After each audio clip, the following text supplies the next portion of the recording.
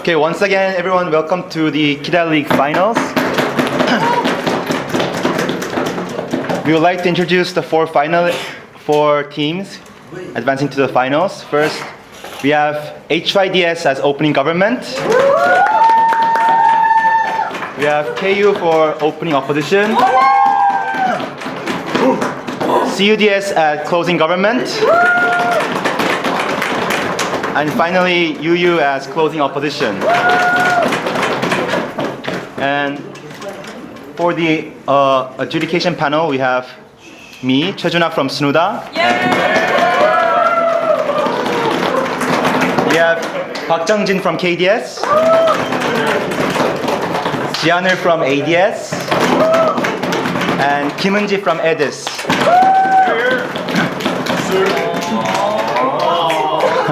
Okay, under the motion, this House believes that terrorism can be justified. Without further ado, we'd like to welcome the Prime Minister to the podium. Here, here.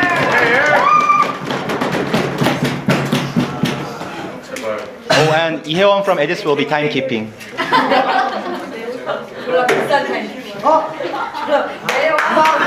언제 왔어요, 누나? 언니 건도 오빠 응원하러 오신 거예요? 아니, 빨리 내려오라고.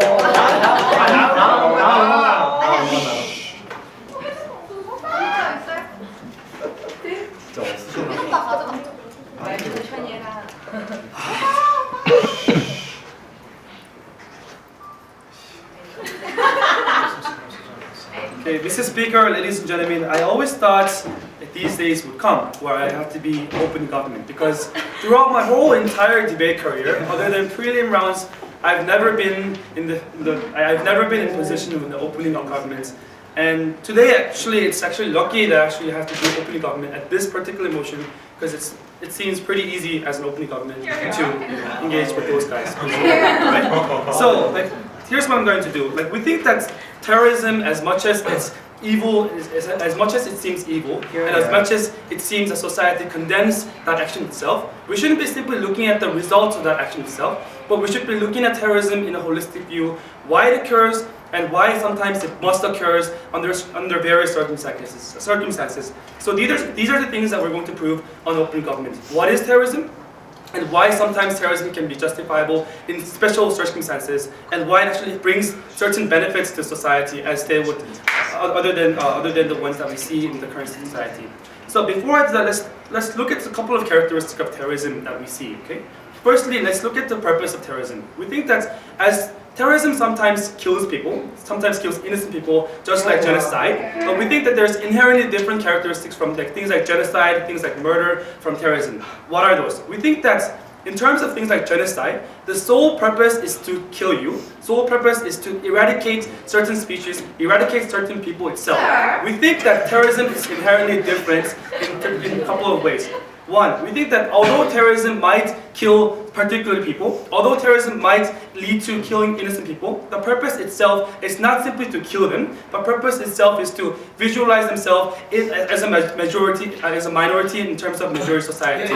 We think that in those cases, it's inherently different from me wanting to simply kill you because I don't like you, I don't want to kill you, from me sometimes killing you in order to express my views in society where I don't have any other mechanisms to express my view. Secondly, we think that another characteristic of terrorism is that it's extremely subjective in the point of history and the point of people. We think that sometimes when we Koreans see people like An Jung-go, we consider them as a hero or nationalistic hero because of the circumstances that we faced in Korea. Nonetheless, Japanese would consider themselves as just a terrorism who killed other people. We think the concept itself is different from those other things like genocide. Why? Because when we see terrorism in certain cases, it's more likely that I, as a third party, when I'm seeing terrorism, there is more possibility for me to understand that terrorism itself. Why? Because I can understand that if I were in their cases, if I were in the hands of Korean people, I might actually understand why I must kill this person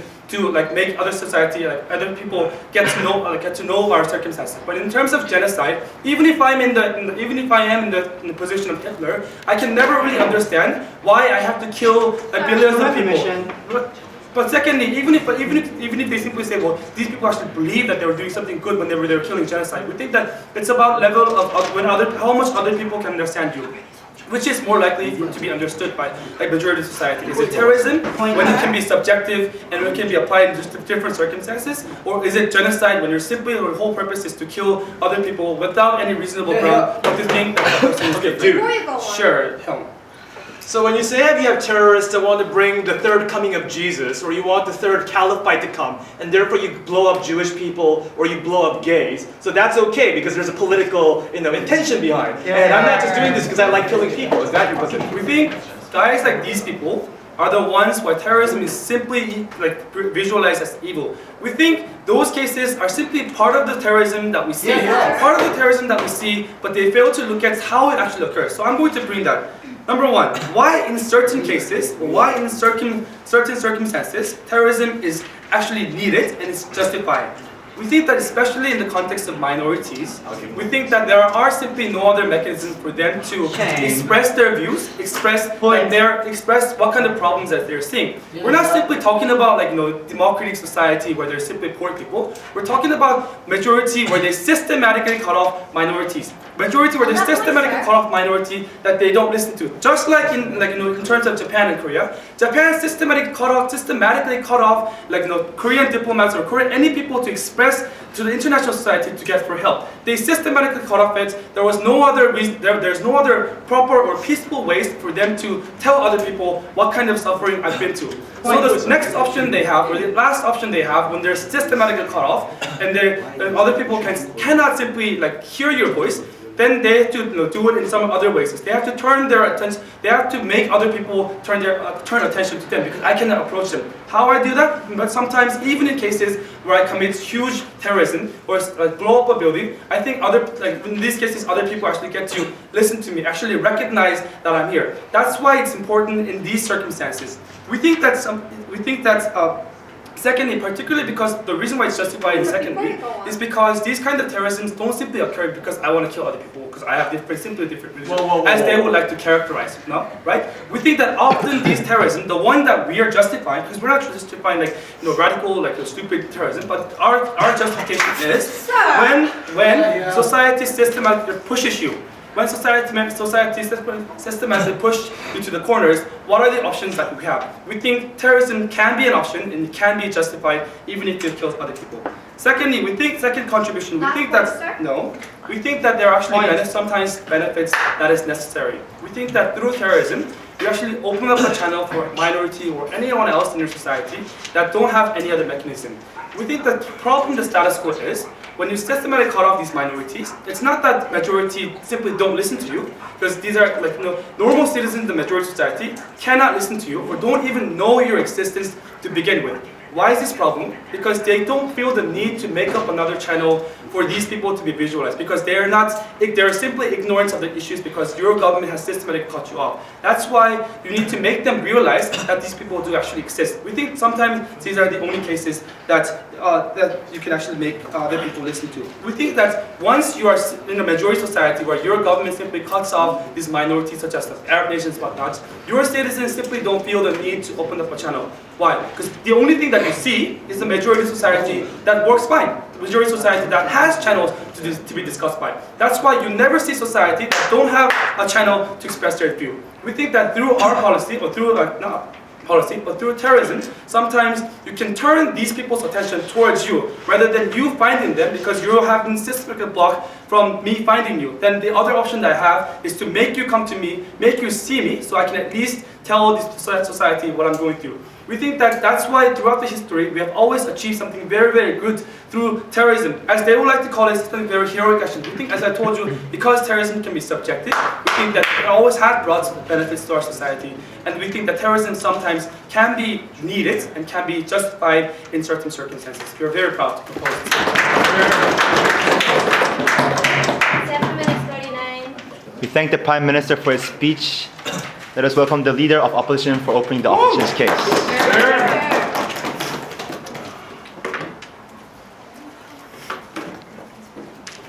Just for the record, I know I'm too old for this shit. I just came here because they promised free drinks. So, no criticism, okay?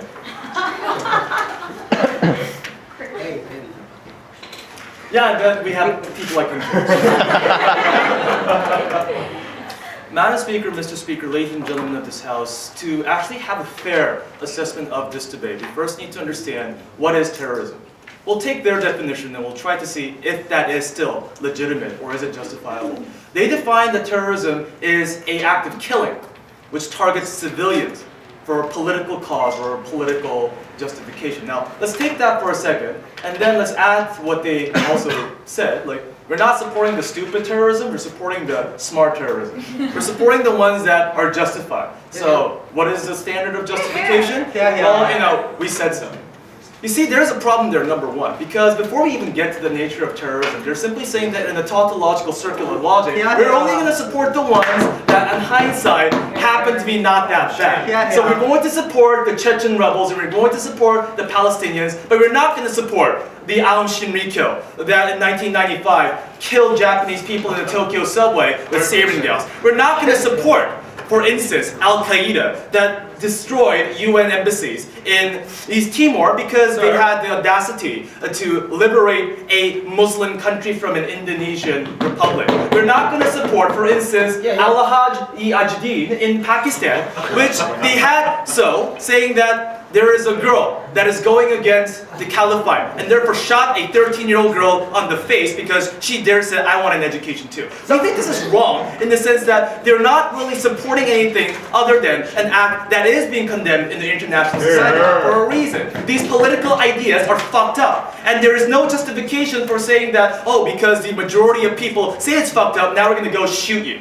We think that is the stance that the opposition has to take, and that is why we oppose. Let's get to our four arguments. Please sit down, sir. We have four. Number one, it targets unjustifiably the civilian targets that have done nothing wrong. Second, it's non-representative of the causes that they tend to say that they represent. It's a small splinter group that's going ballistic. Third, it's also non-effective compared to the actual causes of what they do. And then I'll yield the floor to my second speaker, which will talk about there is no standard. And this only does is that exacerbates and proliferates more violence for people with extreme ideas. Before we go to these arguments, really simple rebuttals. Then I'll take your PLI. So sit down, take a seat. First, terrorism has political justification. We already told you that in most cases that these political ideas are bullshit. If you take the 127 terrorist attacks within the United States done by white Christian extremists alone, you have Eric Rudolph that destroyed clinics and gay bars. You have the Unabomber and the crazy man in the woods of Montana that randomly exploded people because he doesn't like people of the different color. We see the sword, the arm, and the covenant of God going around assassinating abortion doctors. Then you have these people from Aum Shinrikyo that go explode people because their political idea is that the government of the Japanese state has to self-implode. Oh, you're not listening to me? Then we'll go and put sarin gas on the Tokyo subway stations. This is not justifiable. Second, last resort of expressing your opinions. No, it isn't. No, it isn't. Killing a person because you don't go commit suicide on yourself because you're a black man is not an opinion worth killing people and saying that's justified. We have the media, we have news outlets, and don't go in somewhere like Kenya. We actually have more cases where there are outlets and these people still choose not to and go and explode a subway station. So no. Yes? So if all killing is bad, why do you guys sometimes justify certain work? Why do you guys sometimes out of the scope of this debate? War is a totally different issue, which has standards, which is rules of engagement. We'll talk about that. We have the Geneva Convention, we have the Red Cross rules of engagement. Terrorism is some random guy strapping himself on the homemade C4 bomb and going exploding himself on an amusement park. First argument, civilian targets. There is no standard beside that. The terrorism is targeting explicitly civilian populations that have done nothing wrong. Why? Because like they said, they want to be hurt. How do you get hurt?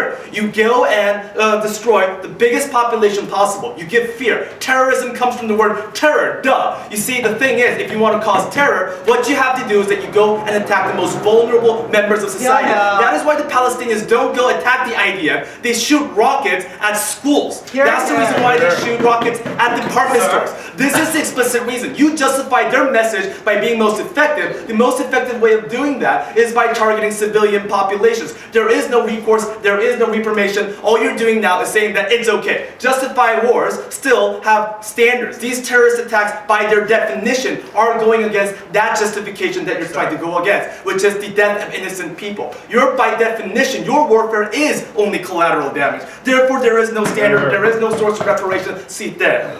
Sit down. Second, non-representative of the whole population. Now, when you have these kind of people, for instance, that pop out and say that we represent the Middle East, we as Al-Qaeda represent the Islamic people. Bullshit, again, right? Because you have 1.2 billion Muslims and you have like what, 2,000 Al-Qaeda members saying that we represent you.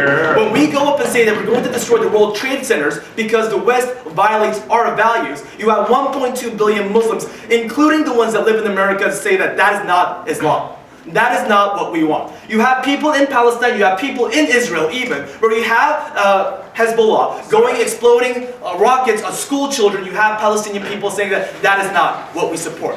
Although that is not what the majority of the people support. That is not the cause that they support. You still have a splinter group, in many cases a single individual, a lone wolf as you would, going around saying that we represent the cause and we're going to paint that cause with violence as much as possible. This not only taints the original cause of what these people justifiably have, these grievances that have a possibility of being solved, and then you paint it over with civilian mass murderers. That's why you don't have the original causes actually getting further and actually seeing a progression. That is why you don't have Palestinians actually having a good negotiation with Netanyahu. Because whenever you have a possibility, you have people like Hezbollah then going destroying civilian facilities and killing people. That's why it doesn't make sense. In the end of the story, what you have therefore is the third impact of today's debate. What you have is that if you look at actual changes, people that had grievances, if you look at the People's Power Revolution in the Philippines, if you look at the Orange Revolution in the Ukraine, if you look at these revolutions in Egypt, you don't need terrorism. You have legitimate, justifiable causes that you can rally the civilian population, where you can do this without having to kill anyone. You have people like Gandhi as much as you have the dude that threw a lunchbox at a Japanese guy. It doesn't have to be the only way. And what they're supporting is, instead of going into the best way, let's go with the fastest way. Let's go with the most gruesome way. Let's go with the rated R version. Let's go with Michael Bay on them. We think that this is not the thing that you need to justify for the causes that you so-called are so justified with using unjustified means. Thank you. 7 minutes 27. We thank the leader of opposition. Now let us invite the Deputy Prime Minister for continuing the opening government's case.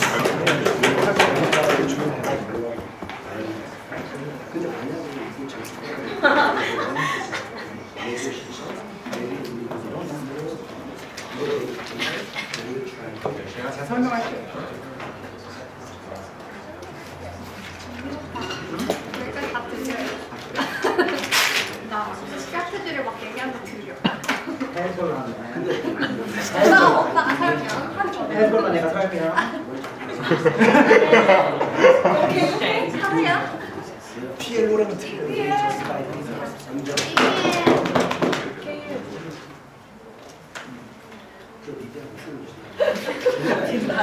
나오라고 빨라.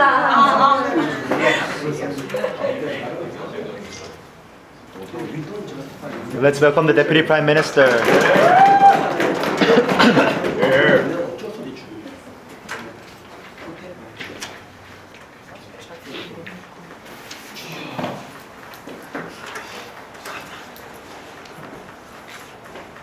Mr. Speaker, we think it's very unfair for the opposition to give us the burden to say that we can justify all kinds of terrorism. Because the opposition itself simply says that terrorism in cases that can be justified, right? Because what we say as a prime minister, that in certain contexts and in certain situations, when there is like cutoff or systematic cutoff from the government or systematic cutoff in the country, that in those cases, we believe that terrorism can be justified, even with death of civilians, death of innocent people. We have said that in our special context. Please, hello, you have to engage with us on that. Okay? So, yes, you did. Okay.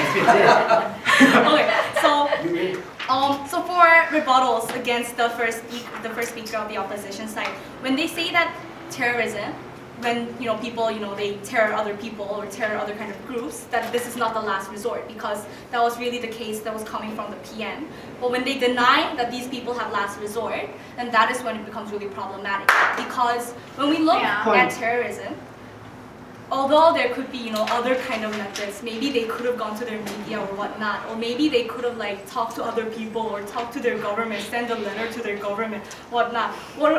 The really important thing is that these mechanisms and these alternatives, they were ineffective. That is why, to us, we believe that the people Exactly. who commit terrors, it was their last resort. It is not saying that this was their only resort. Of course, they have other different kinds of mechanisms. It's that when those kind of mechanisms are ineffective, when even with those kind of mechanisms, those people's voices are not heard. In that case, we think terrorism can be justified since it is their last resort to have their voices heard against the majority party, against the powerful party, against the oppressive regimes. that point, No.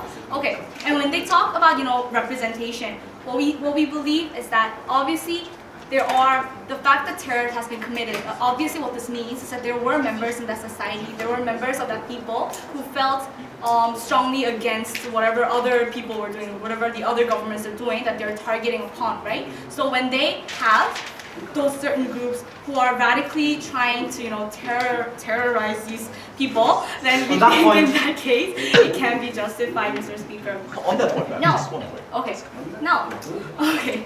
Now, Mr. Speaker, Before you go what we want to first clarify is that we were not here to justify those terrorists or those terrorists who do under the spirit of, what the fuck, why not? It's not our burden to justify those kind of terrorists. What we do is that since it is their last resort, when it is their only choice, when it's their only option. Even if so, Last resort, ma'am. Yes, when it's by only choice, I don't mean there were only one mechanism, it's just that this the one mechanism that is effective. When it's their Even only if that- choice, then in those cases, that those kind of terrorist acts can be justified, Mr. Speaker.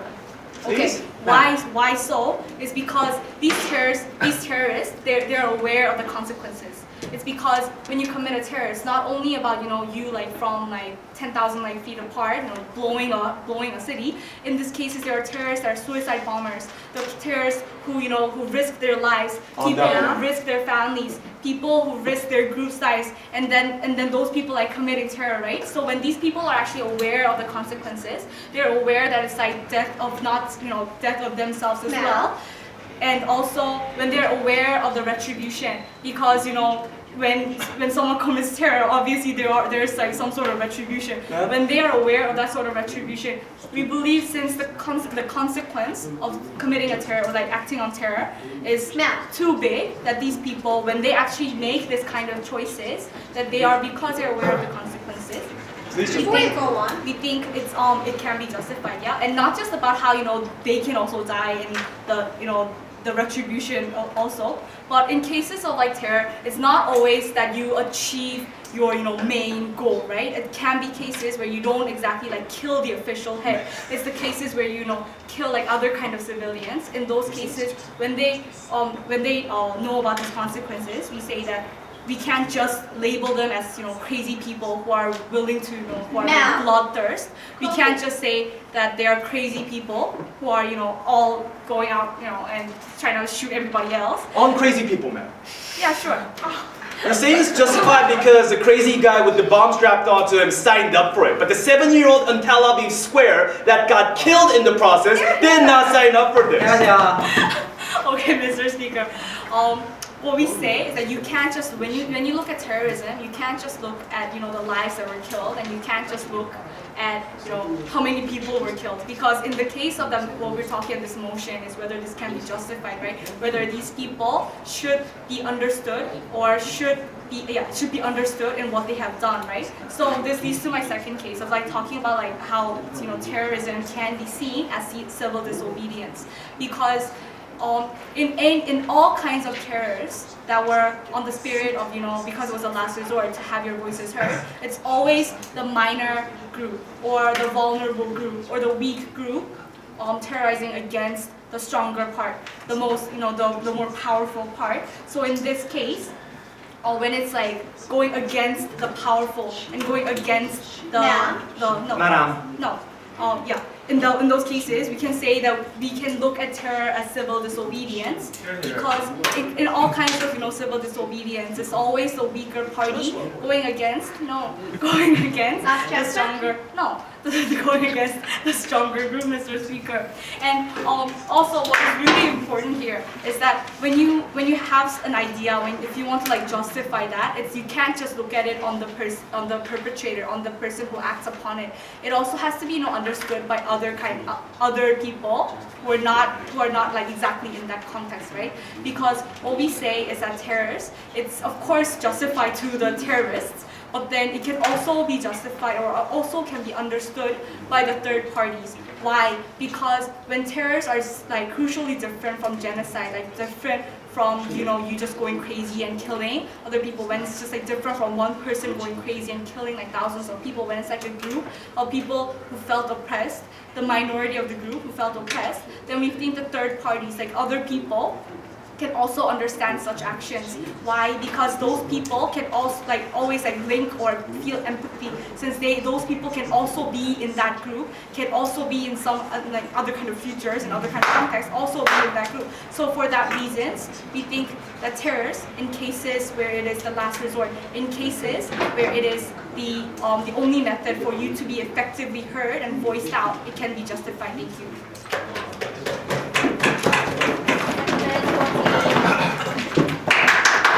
Thank you, Deputy Prime Minister. Let's hear from the Deputy Leader of Opposition.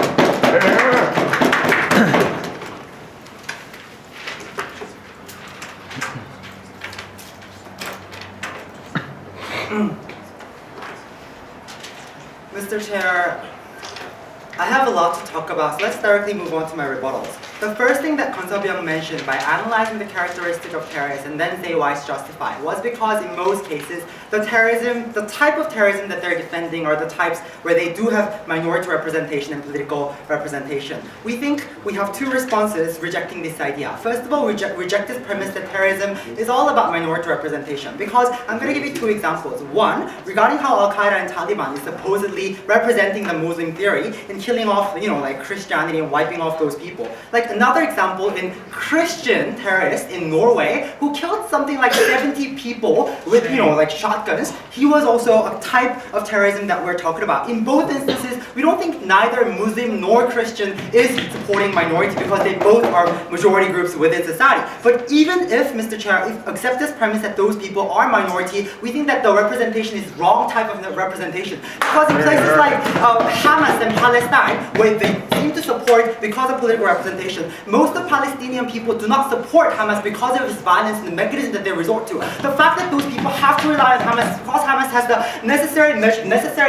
resources like shelter and food that they have to rely upon. We think that wrong representation was never justified under your model. But secondly, their second type of analysis was that the perception of justice is subjective inherently. We think exactly because the perception of justice is subjective in terms of terrorism, this never should be justified. Because if you justify something just because the interpretation is subjective, that's when you justify all types of violence, because all terrorists have different ideas and they sincerely believe that their perspective is the right perspective. That's when you start to have more violence, because now people lose incentive to resort to peaceful measures like voting or peaceful measures like legal mechanisms, and then immediately resort to violence because they think that their idea is justified because the concept of justice is subjective under their model. So thirdly, they then said that it's the last resort and systematic oppression is happening in certain nations, and in those nations, terrorism can be justified to resort to minorities. Well, first of all, we reject this premise that this is their last resort. Like maybe in Japanese colonialism, when the world is thrived with colonialism,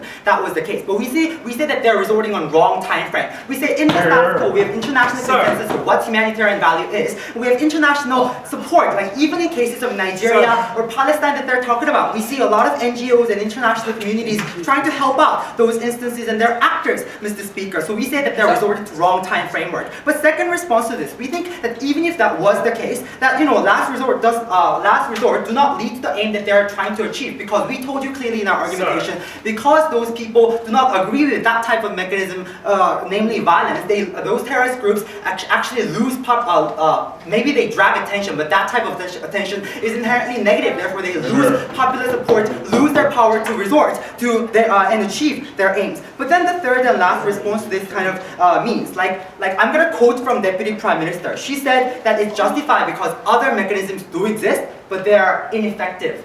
The moment you label those other mechanisms and peaceful mechanisms as ineffective is the moment when you say that when you undermine the efforts of peaceful protesters in Nigeria and whatnot. We think that's extremely problematic and damaging. Why? Because now terrorists and you undermine the incentive of those peaceful protesters to continue to resort to peaceful protesting, but rather they would now resort to immediate violence because they justify terrorism because other resorts are namely ineffective. We think that is extremely damaging, and that's what I'm going to further explain in my third argument. I'm going to take opening. Okay, you have to justify, even in certain circumstances, like when you do have representation and when you're still cut off. Even in those cases, I was exactly doing that because those types of examples are like Hamas in Palestine and things like people going against Shell in Nigeria, right? Like even in those instances, we told you clearly that Hamas is not representing whole Palestinian people. We told you that Hamas is losing popular support within Palestine because they're resorting to violence. We're taking the best case from you guys, and that's why we're not pounding upon those examples of Christian crazy people who kill like 70 people. No. We tell you then the fourth type of rebuttal that we have is their desperate attempt to differentiate smart terrorism from crazy terrorism. Well, first of all, we have three responses. First of all, we think that this line of logic is extremely problematic because they resort inevitably to circular reasoning. Now they said they're extreme, radical type, crazy type of terrorism, and then they're justifiable type of terrorism, and we're only talking about these cases, and because we labeled this type of terrorism as justifiable type of terrorism, because that's the reason why it's justified. We think this type of circular line of logic is extremely problematic for opening government to resort, and that's why we think that you're out of the debate, you get fourth. So second mistake. Even if that was the case, even if you can differentiate smart terrorism from not smart terrorism, you have to defend those terrorism as a whole. And when you do admit and do concede that both types of terrorism exist in the status quo, so we think the opening government has taken a wrong burden and tried to twist the spirit of the motion, and that's why they get fourth. Again, third response to this. No, we think even when you try to differentiate those two types, we think the line is extremely arbitrary, precisely because of the first line of analysis that Geonsub gave to me, that the perception of justice is inherently subjective. We said that drawing a line is extremely impossible in the current status quo, and because there's no legitimate standard to draw the line within the terrorism activities, that's why we think that this is not justified, and that's what I'm going to explain in my argument. I'm going to talk to you why terrorism do not abide by legitimate international standard, and that's the reason why it leads to violent, rampant societies. Like the first thing that we want to mention is that there's an international consensus in our society, like even when you do have conflict, that conflict should be abide by certain rules. Like things like you should not have child soldier, things like you should differentiate military targets from civilian targets, things like responses that has to be proportional and justified intention and whatnot. We say that those terrorism mechanisms, because they're not considered to be a legit actor in terms of international conflict, they do not have the obligation nor incentive to follow those type of standards. That's the reason why in the examples that you are defending, we've told you that Hamas bombs things like hospitals and schools, killing up children, Mr. Speaker. We told you in the best example that you can have about Chechenian independence movement, like Black Widow terrorist group, they resort to, weapons of biological and chemical weapons and kill innocent civilians, untargeted, indiscriminated civilians. We think that's problematic even if you take your best examples. We also tell you, like Hamas do things like doping up those children with drugs and making them child soldiers. We think that those violation of standards is extremely damaging, and because they could be considered as a legitimate actors, those are problematic because they do not have the incentive, they do not have the obligation to follow those standards. When they do not follow those standards, we think that active discourse of democratic measures and legal measures is impossible. Why is that? Because now people do not have incentive to follow those standards when they start to justify terrorism. People subjectively perceive their view as a legit view as always, right? Because of that, we say that you're undermining the efforts of peaceful protesters, you're undermining, their legitimacy, therefore you're making everybody resort to violence, and that's why you lead to devastating violence rampant society. We're fundamentally proud to oppose. We thank the Deputy Leader of Opposition.